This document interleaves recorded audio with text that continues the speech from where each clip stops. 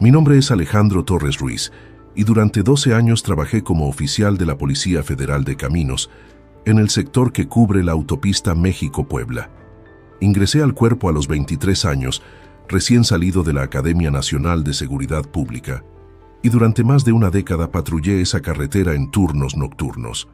He atendido cientos de incidentes, volcaduras, colisiones múltiples, casos de personas extraviadas, situaciones delicadas con desenlaces trágicos. Pensaba que después de tanto tiempo en la corporación, nada podría sorprenderme. Me equivoqué completamente. Lo que presencié durante mi turno del 26 de noviembre me hizo cuestionar todo lo que creía saber sobre mi trabajo, sobre la física básica y sobre los límites de lo que consideramos posible. Esa madrugada en el kilómetro 143 alteró permanentemente mi percepción de la realidad. Pero antes de continuar, si esta historia te está intrigando, no olvides suscribirte al canal y activar la campanita para no perderte ningún video. Y por favor, déjame en los comentarios desde qué ciudad me estás viendo y si alguna vez has trabajado en seguridad pública o patrullaje de carreteras. Me encanta conocer las experiencias de todos ustedes. Ahora sí, sigamos con lo que sucedió aquella noche. La autopista México-Puebla es una de las vías más transitadas del país. 129 kilómetros de asfalto que conectan dos de las ciudades más importantes de México, atravesando zonas montañosas, valles y pueblos pequeños. Como oficial de caminos, mi sector específico abarcaba desde el kilómetro 120 hasta el 160, un tramo conocido por sus curvas cerradas y sus frecuentes bancos de niebla durante las madrugadas de otoño e invierno.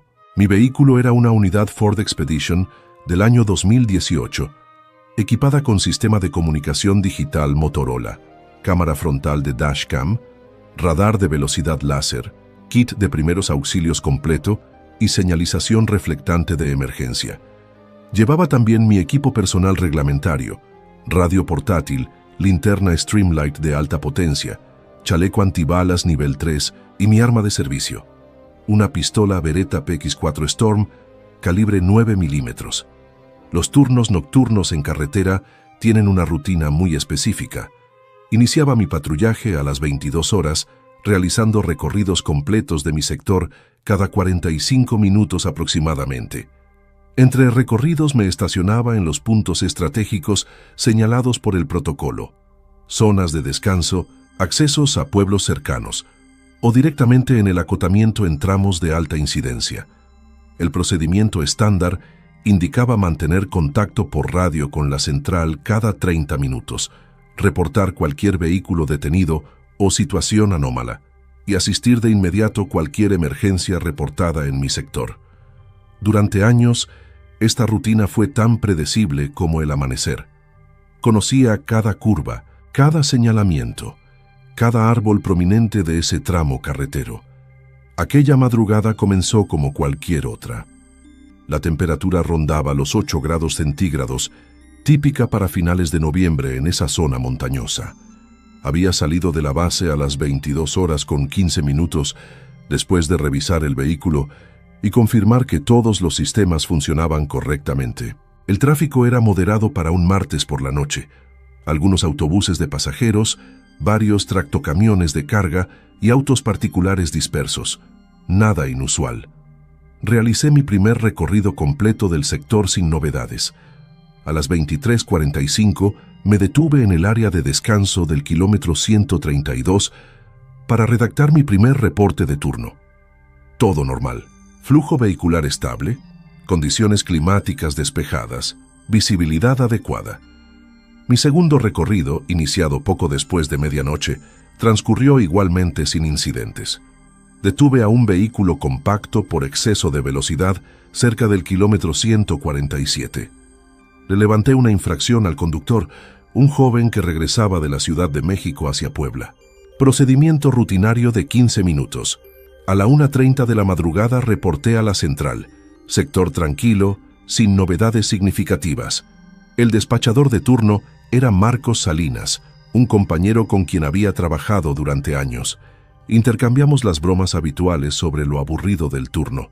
Ninguno de nosotros imaginaba que en menos de 4 horas, ese mismo canal de radio transmitiría algo que el personal de la central seguiría comentando meses después. Alrededor de las 3 de la madrugada, el tráfico comenzó a reducirse considerablemente, como siempre sucedía en ese horario. Los autobuses de pasajeros ya habían completado sus rutas y solo quedaban algunos tractocamiones de carga y uno que otro vehículo particular. Me estacioné en mi punto habitual del kilómetro 138, en un ensanchamiento del acotamiento, desde donde podía monitorear ambas direcciones de la autopista. Desde ahí, la carretera se extendía en una recta de casi 2 kilómetros hacia el este antes de iniciar una serie de curvas pronunciadas. La visibilidad era perfecta. Las luces de mi unidad iluminaban el asfalto húmedo por el rocío de la madrugada. Revisé algunos reportes en mi tablet reglamentaria mientras mantenía un ojo en el camino. Cerca de las 4:30, noté que la temperatura había descendido a 5 grados, según el sensor de mi vehículo. Comencé a formarse un banco de niebla ligera, algo completamente normal para esa época del año en esa zona montañosa. La niebla en carretera siempre requiere atención especial. Activé las luces estroboscópicas de mi unidad y me moví a una posición más visible, siguiendo el protocolo para condiciones de visibilidad reducida. Reporté las condiciones climáticas a la central. Marcos confirmó recepción y me informó que el sector estaba tranquilo en todas las frecuencias. No había reportes de incidentes, ni solicitudes de asistencia, ni alertas especiales. Una madrugada perfectamente ordinaria. A las 5:05 de la madrugada, realicé mi penúltimo recorrido programado del turno. La niebla se había intensificado considerablemente, reduciendo la visibilidad a unos 50 metros aproximadamente. Disminuí mi velocidad a 60 kilómetros por hora y encendí las luces auxiliares superiores de mi unidad. El haz de luz de las lámparas LED cortaba la niebla en un túnel difuso. Avanzaba lentamente, monitoreando ambos lados de la carretera. En estas condiciones, era común encontrar vehículos detenidos en el acotamiento esperando a que mejorara la visibilidad, o conductores desorientados que necesitaban orientación. Fue exactamente a las 5:20 de la madrugada cuando lo vi por primera vez. Al principio, pensé que era un vehículo detenido en el carril de baja velocidad. Podía distinguir una silueta oscura entre la niebla, aproximadamente a unos 100 metros adelante. Reduje aún más mi velocidad y encendí la torreta completa de mi unidad. Los destellos rojos y azules rebotaban en las partículas de niebla, creando un efecto visual extraño, pero no inusual para esas condiciones. Me acerqué lentamente, preparándome para realizar una verificación de rutina. Tal vez era un conductor con problemas mecánicos o alguien que se había detenido por la visibilidad reducida. Procedimiento estándar: aproximación cautelosa, evaluación de la situación, ofrecimiento de asistencia. Pero cuando llegué a unos 30 metros de distancia, algo en mi cerebro comenzó a procesar que lo que estaba viendo no encajaba correctamente. La silueta no era exactamente la de un vehículo, o al menos no era como ningún vehículo que hubiera visto antes en carretera. La forma era vagamente automotriz, sí, pero las proporciones estaban incorrectas. Demasiado baja para ser un auto convencional, pero demasiado ancha para ser una motocicleta.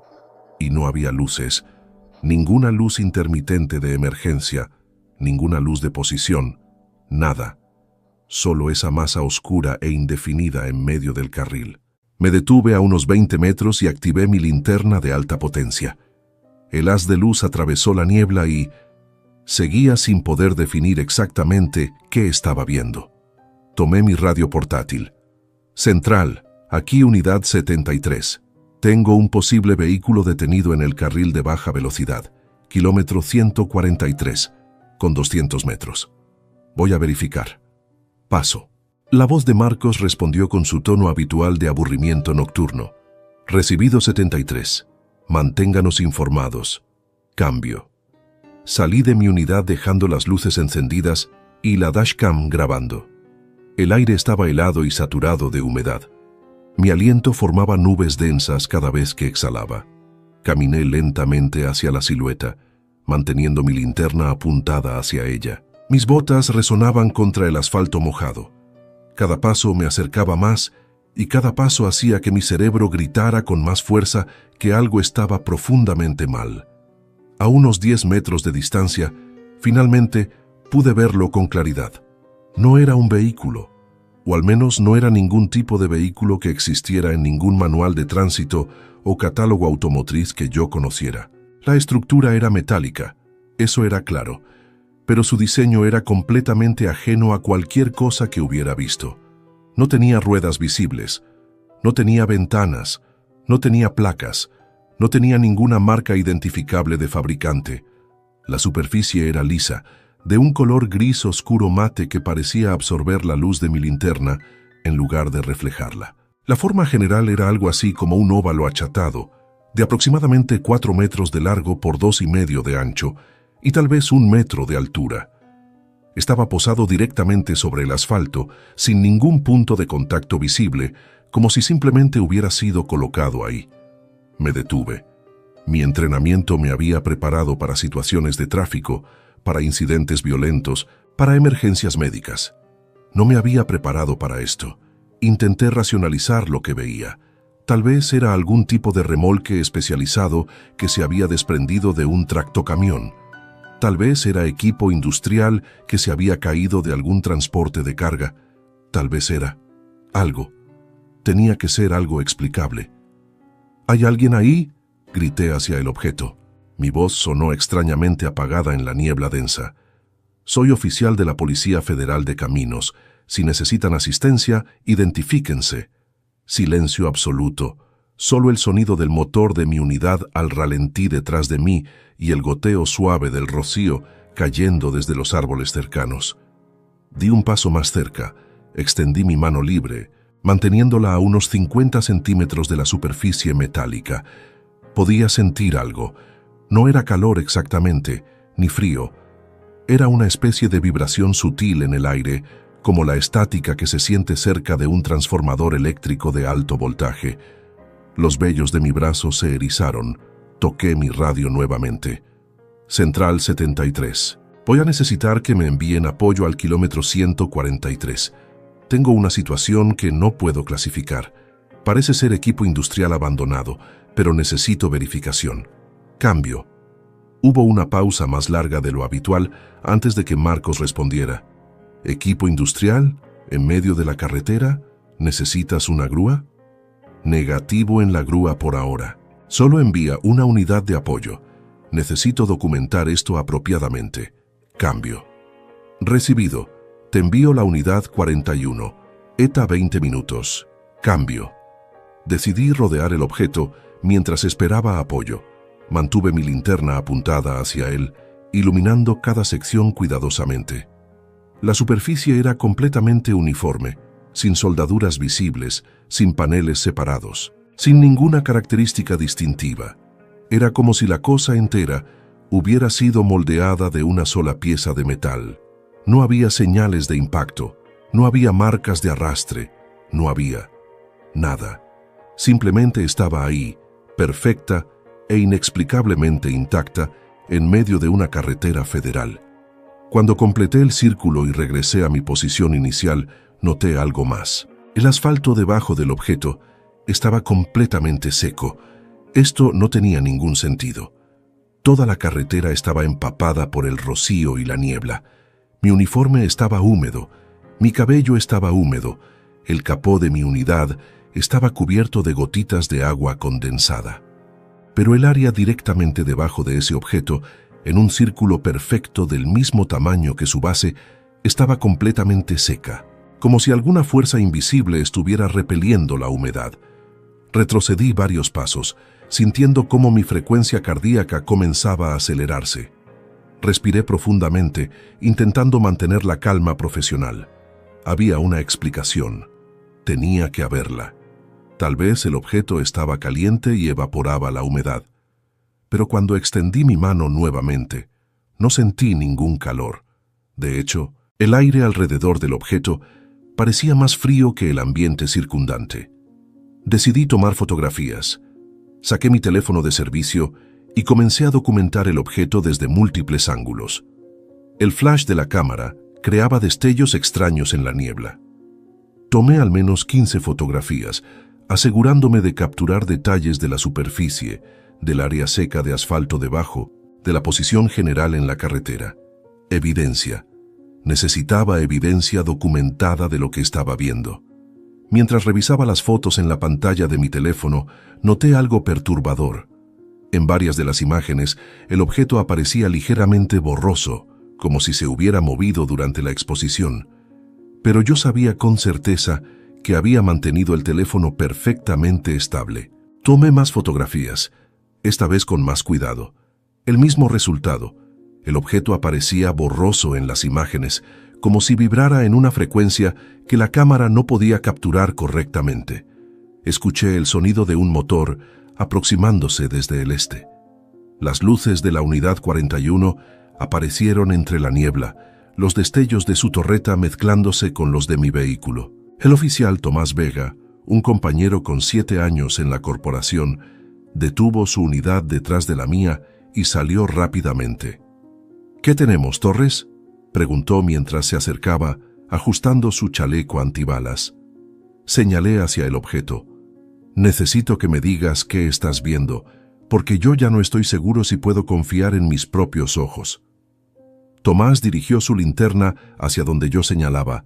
Se detuvo en seco. Durante varios segundos no dijo nada. Solo se quedó ahí, con la linterna apuntando al objeto, procesando. «¿Qué demonios es eso?».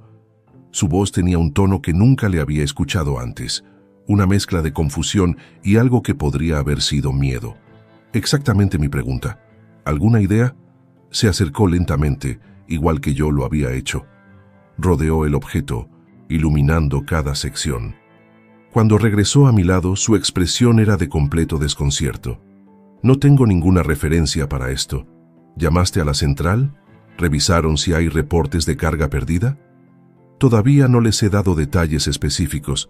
Quería que tú lo vieras primero». Tomás se acercó más que yo me había atrevido. Extendió su mano y tocó la superficie. Inmediatamente retiró sus dedos con un movimiento brusco. «Está vibrando, muy sutilmente, pero está vibrando, y está frío, más frío que el aire ambiente». Contactó a la central por su radio. «Central, aquí 41 en escena con 73. Confirmo objeto no identificado en carretera. Necesitamos orientación de comando. Esto está fuera de nuestro protocolo estándar. Cambio». La voz de Marcos sonó más alerta ahora. «¿Objeto no identificado? ¿Qué tipo de objeto?». Tomás y yo intercambiamos miradas. «No podemos clasificarlo. No coincide con ninguna categoría de carga, vehículo o equipo que conozcamos. Recomendamos contacto con tránsito especializado o posiblemente protección civil. Cambio». Hubo una pausa larga.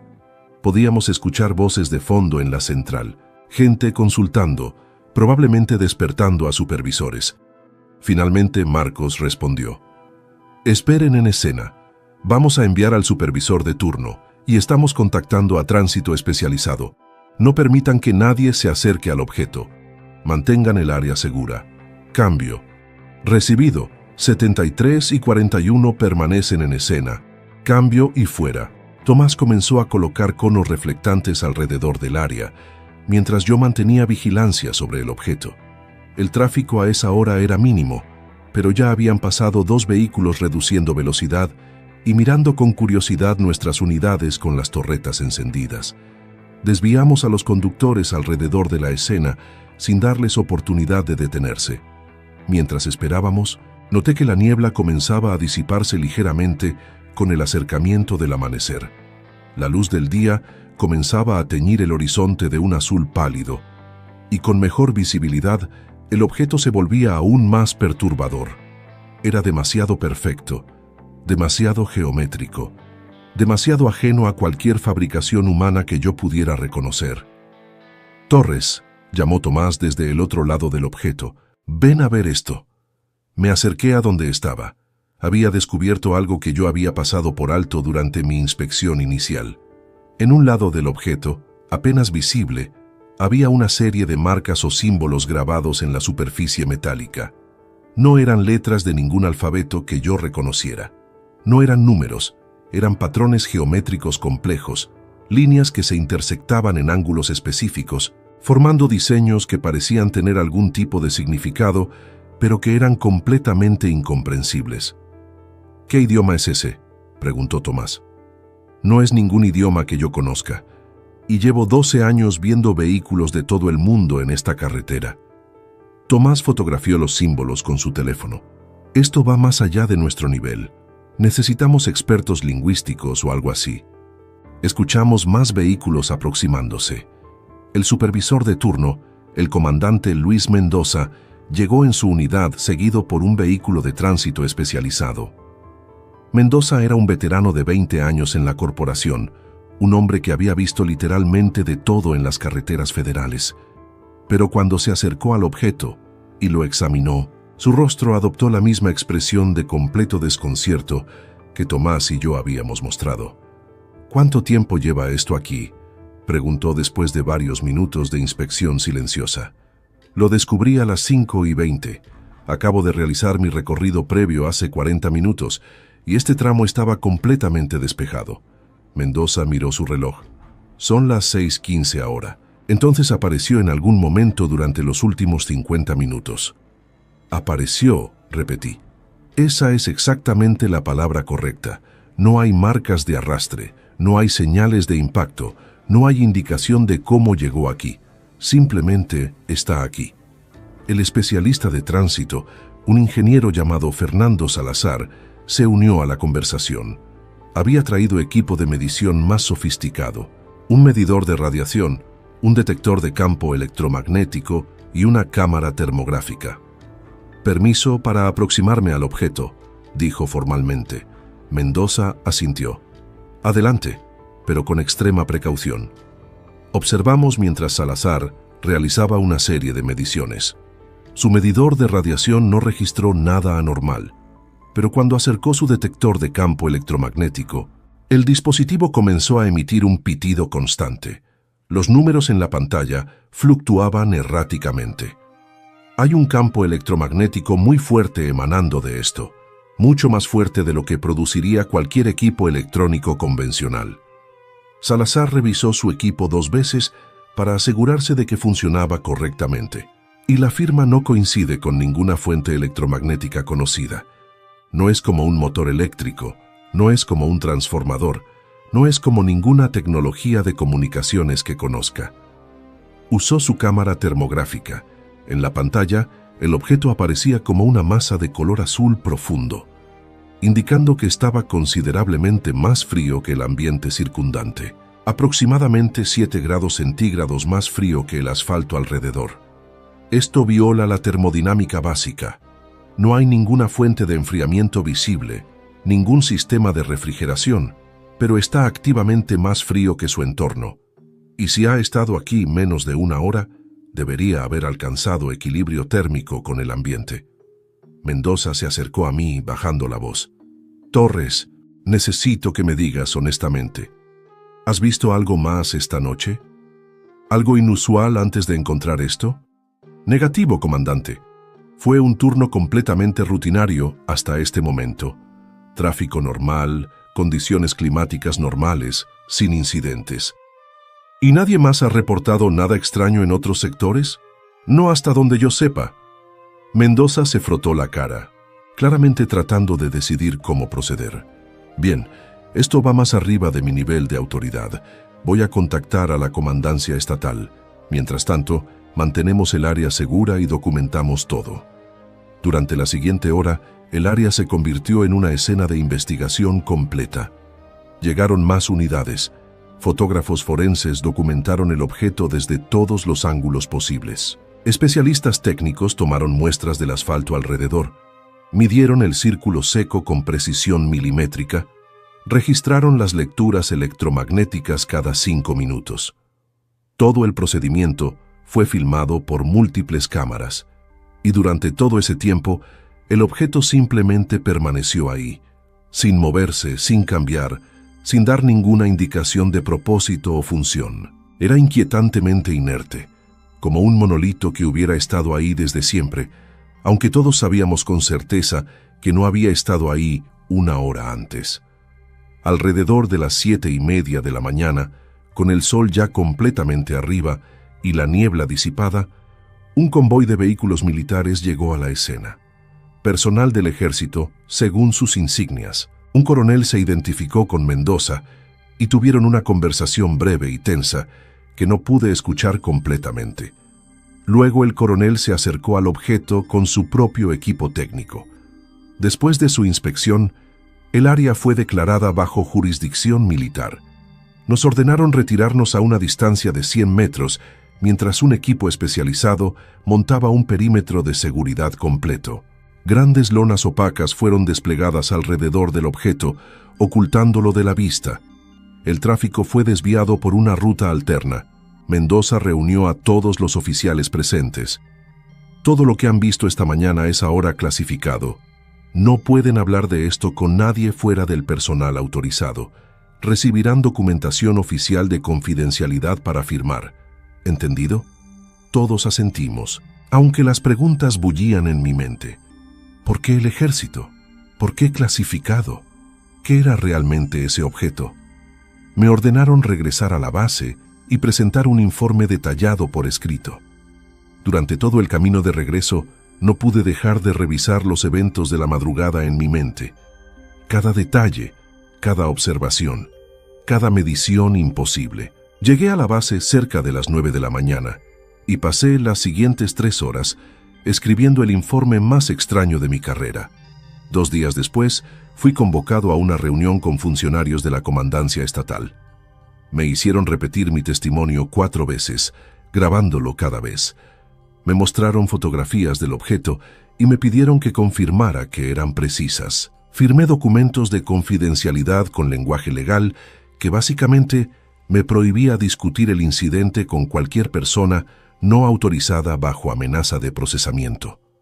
¿Puedo al menos saber qué era?, pregunté finalmente. El funcionario principal, un hombre mayor de civil con aspecto de abogado, me miró con una expresión cansada. Oficial Torres, si pudiéramos responder esa pregunta, no estaríamos teniendo esta conversación. Esa respuesta me inquietó más que cualquier otra cosa. No era "no puedo decirle" o "eso es clasificado". Era "no lo sabemos". Regresé a mi trabajo regular después de esos 2 días de licencia forzada. Volví a mis turnos nocturnos, a mis patrullajes rutinarios del mismo sector, pero algo había cambiado fundamentalmente. Cada vez que conducía por el kilómetro 143, mi corazón se aceleraba. El área había sido completamente limpiada cuando el objeto fue removido. El asfalto había sido reemplazado en un parche perfecto de unos 10 metros. No quedaba ninguna evidencia física de lo que había estado ahí. Aproximadamente un mes después del incidente, Tomás me llamó a mi celular personal. ¿Podemos hablar? En persona, no por teléfono. Nos reunimos en un café de la ciudad lejos de la base. Tomás se veía agotado, como si no hubiera dormido bien en semanas. Necesitaba hablar con alguien que lo viera también, comenzó. Porque estoy empezando a cuestionar si realmente sucedió o si de alguna manera lo imaginé. Fue real, le aseguré. Yo lo toqué, tú lo tocaste. Múltiples oficiales lo vieron. Está en los informes. Lo sé, pero ¿has investigado algo al respecto? ¿En internet o en archivos? Asentí lentamente. He tratado. No hay nada. Ninguna noticia, ningún reporte público, ninguna mención en ningún lado. Es como si nunca hubiera sucedido. Tomás se inclinó hacia adelante bajando la voz. Hace 2 semanas estaba en un bar. Conocí a un paramédico que trabaja en Veracruz. Empezamos a hablar de casos extraños, ya sabes, conversación de tragos. Le conté muy vagamente sobre un objeto raro que encontramos en carretera, sin dar detalles específicos o ubicaciones. El tipo se puso pálido. Me dijo que él y su equipo respondieron a un llamado similar hace como 6 meses. Encontraron algo en una carretera rural que no pudieron identificar. Protocolo idéntico. Llegó el ejército, clasificaron todo, firmaron documentos de confidencialidad. Sentí un escalofrío recorrer mi espalda. ¿Te dio más detalles? No quiso. Se veía genuinamente asustado. Pero antes de irse me dijo algo que no puedo sacar de mi cabeza. Dijo, Si encuentras algo así de nuevo, aléjate. No es de aquí, y sea lo que sea que están haciendo con eso, no queremos saberlo. Nos quedamos en silencio durante varios minutos, cada uno perdido en sus propios pensamientos. ¿Vas a seguir trabajando en carreteras?, preguntó finalmente Tomás. No lo sé. Cada noche cuando salgo de patrullaje, una parte de mí teme encontrar algo así de nuevo. Pero otra parte de mí necesita entender qué fue lo que vimos. Yo solicité transferencia a trabajos administrativos, confesó Tomás. No puedo seguir conduciendo esa carretera noche tras noche, preguntándome qué más podría aparecer. Nos despedimos esa noche sin llegar a ninguna conclusión satisfactoria.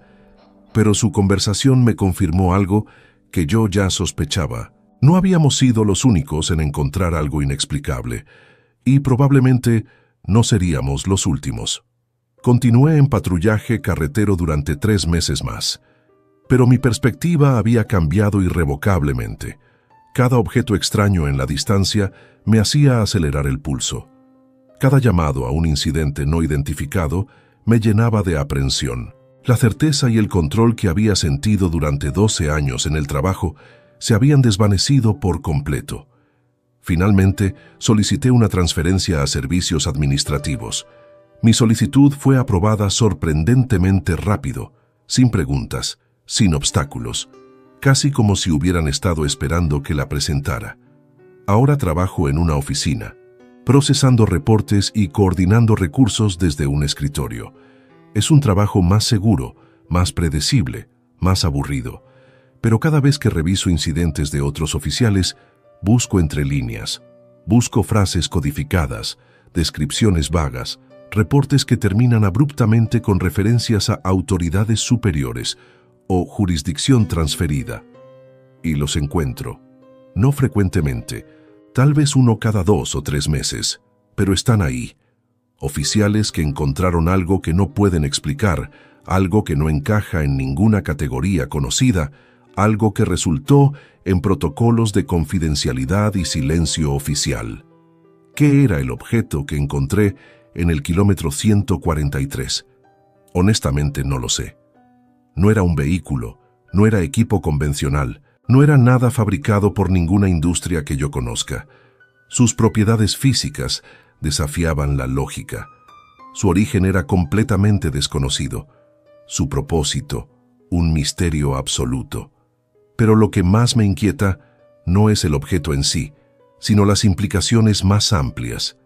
Si estos objetos aparecen con suficiente regularidad como para tener protocolos militares establecidos para manejarlos. Si hay suficientes incidentes como para justificar un sistema de clasificación y silenciamiento. Entonces, significa que hay toda una categoría de fenómenos ocurriendo en nuestro país, probablemente en el mundo, que el público general desconoce por completo. Pasamos nuestras vidas asumiendo que entendemos las reglas básicas de la realidad, que sabemos qué es posible y qué no, que tenemos explicaciones racionales para todo. Pero esa madrugada en la carretera México-Puebla, todas esas suposiciones se desmoronaron. Vi con mis propios ojos algo que no debería existir según todo lo que sé sobre física, ingeniería y tecnología. Y lo más perturbador de todo es que, basándome en los fragmentos de información que he recolectado desde entonces, estoy convencido de que esto ha estado sucediendo durante mucho tiempo. No somos la primera generación en encontrar estas cosas. Probablemente no seremos la última. Hay noches en las que me despierto pensando en ese objeto, en su superficie perfectamente lisa, en sus símbolos incomprensibles, en el asfalto seco debajo de él, mientras todo alrededor goteaba con humedad, en la vibración que sentí cuando extendí mi mano, en las lecturas imposibles de temperatura y campo electromagnético, en la forma en que apareció de la nada en un tramo de carretera que yo había revisado minutos antes. Y me pregunto, ¿cuántos oficiales, paramédicos, guardabosques, trabajadores nocturnos en todo el país han visto algo similar? ¿Cuántos han firmado documentos de confidencialidad y guardado silencio? ¿Cuántos casos hay archivados en sótanos militares que nunca verán la luz pública? Lo que vi aquella madrugada cambió fundamentalmente mi comprensión del mundo. Me mostró que hay fenómenos operando más allá de nuestro entendimiento científico actual y que existe toda una infraestructura dedicada a mantener esos fenómenos ocultos del conocimiento público. No puedo hablar más específicamente sobre los detalles clasificados del incidente, pero puedo decir esto. Si alguna vez estás conduciendo de noche en una carretera solitaria y ves algo que tu cerebro no puede categorizar correctamente, algo que hace que todos tus instintos griten que algo está profundamente equivocado, confía en ese instinto. Documenta lo que puedas. Pero prepárate para que esa experiencia altere permanentemente tu percepción de lo que es posible en este mundo. Porque una vez que has visto más allá del velo de normalidad que nos mantiene a todos funcionando día a día, una vez que has presenciado evidencia directa de que nuestro entendimiento de la realidad es incompleto, no puedes simplemente olvidarlo y continuar como si nada hubiera cambiado. Esa es mi carga ahora, y si estás escuchando esta historia, si algo en ti reconoce la verdad de lo que estoy describiendo, tal vez compartes esa carga también. Si esta historia te ha impactado tanto como a mí vivirla, te pido que dejes un like en el video y lo compartas con alguien que le gusten estas historias reales e inexplicables. Recuerda suscribirte al canal porque cada semana subo casos nuevos que desafían toda explicación. Y déjame en los comentarios. ¿Crees que hay fenómenos que la ciencia aún no puede explicar? ¿Has experimentado algo similar en tu trabajo? Leo todos sus comentarios. Nos vemos en el próximo video.